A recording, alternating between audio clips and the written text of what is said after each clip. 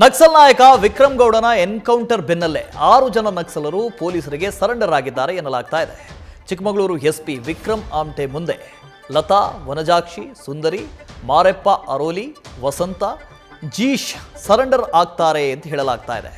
4 ಕರ್ನಾಟಕದ ನಕ್ಸಲರು, ಓರ್ವ ಕೇರಳ ಮತ್ತೋರ್ವ ತಮಿಳುನಾಡು ಮೂಲದವರು ಎನ್ನಲಾಗ್ತಾ ಇದೆ.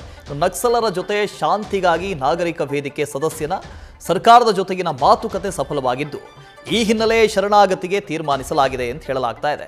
ಸರ್ಕಾರ ನಕ್ಸಲರ ಬೇಡಿಕೆಗಳಿಗೆ ಹಸಿರು ನಿಶಾನೆ ತೋರಿದ್ದು, ಸರ್ಕಾರ ನಕ್ಸಲರ ಶರಣಾಗತಿಗೆ ABC ಅಂತ ಪರಿಹಾರದ 3 ವರ್ಗ ಮಾಡಿದೆಯಂತೆ.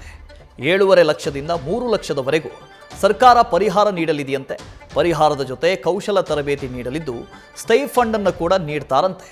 ನಕ್ಸಲರ ಬೇಡಿಕೆಗೆ ಸರ್ಕಾರ ಅಸ್ತು ಹೊಂದಿದ್ದು, ನಕ್ಸಲರು ಶೀಘ್ರದಲ್ಲೇ ಸರ್ಕಾರದ ಮುಂದೆ ಹಾಜರಾಗಲಿದ್ದಾರೆ. ಈ ಹಿಂದೆ 2002-2005 ಹೊತ್ತಿಗೆ ರಾಜ್ಯದ ಮಲೆನಾಡಿನ ಸೀಮೆ ಪ್ರದೇಶಗಳಲ್ಲಿ, ಬಾರ್ಡರ್ ಅಂತ ಕರಿತೀವಲ್ಲ, ಆ ಪ್ರದೇಶಗಳಲ್ಲಿ ನಕ್ಸಲ್ ಚಟುವಟಿಕೆ ಬಹಳ ದೊಡ್ಡ ಮಟ್ಟಿಗೆ ಇತ್ತು.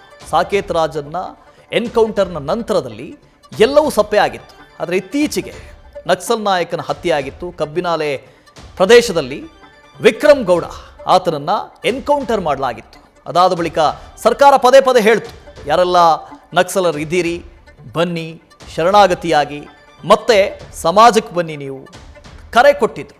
ಅದಾದ ಬಳಿಕ ಉಳ್ಕೊಂಡಂಥ ಒಂದಷ್ಟು ಜನ ನಕ್ಸಲರು ಈಗ ಮುಖ್ಯವಾಹಿನಿಗೆ ಬರುವುದಕ್ಕೆ ರೆಡಿ ಆಗಿದ್ದಾರಂತೆ, ಸರೆಂಡರ್ ಆಗೋದಕ್ಕೆ ರೆಡಿ ಆಗಿದ್ದಾರಂತೆ. ಅದಕ್ಕೆ ಸರ್ಕಾರ ಒಂದು ಪ್ಯಾಕೇಜನ್ನು ಕೂಡ ಘೋಷಣೆ ಮಾಡಿದೆ. ನಕ್ಸಲ್ ಅಂತ ಹೇಳಿದ್ರೆ ಈ ಹಿಂದೆ ಸೌಲಭ್ಯಗಳು ಸಿಗ್ತಾ ಇರಲಿಲ್ಲ. ಆ ಭಾಗದಲ್ಲಿ ಚಿಕ್ಕಮಗಳೂರು, ಮಲೆನಾಡು ಭಾಗ, ಕೊಡಗು ಆಗಿರ್ಬೋದು, ಶಿವಮೊಗ್ಗದ ಒಂದಷ್ಟು ಕಾಡಿನ ಅಂಚಿನ ಪ್ರದೇಶ, ಕರಾವಳಿಯ ಒಂದಷ್ಟು ಕಾಡಿನ ಅಂಚಿನ ಪ್ರದೇಶ, ಈ ಭಾಗ ಅಭಿವೃದ್ಧಿಯಿಂದ ಹಿಂದುಳಿದಿತ್ತು. ಈ ಹಿನ್ನೆಲೆಯಲ್ಲಿ ನಕ್ಸಲಿಸಮ್ ಅನ್ನೋದು ಹುಟ್ಕೊಂಡಿತ್ತು. ಆದರೆ ಈಗ ಅದರ ಪ್ರಸ್ತುತತೆ ಇಲ್ಲ. ಆ ಕಾರಣಕ್ಕೋಸ್ಕರ ಯಾರೆಲ್ಲ ಉಳಿದಿರುವಂಥ ನಕ್ಸಲರಿದ್ದಾರೆ ಅವರೂ ಕೂಡ ಶರಣಾಗತಿಗೆ ಒಪ್ಪಿದ್ದಾರಂತೆ. ನ್ಯೂಸ್ ಫಸ್ಟ್ ನಿರ್ಭೀತಿಯಿಂದ ನಿಮ್ಮ ಪರವಾಗಿ.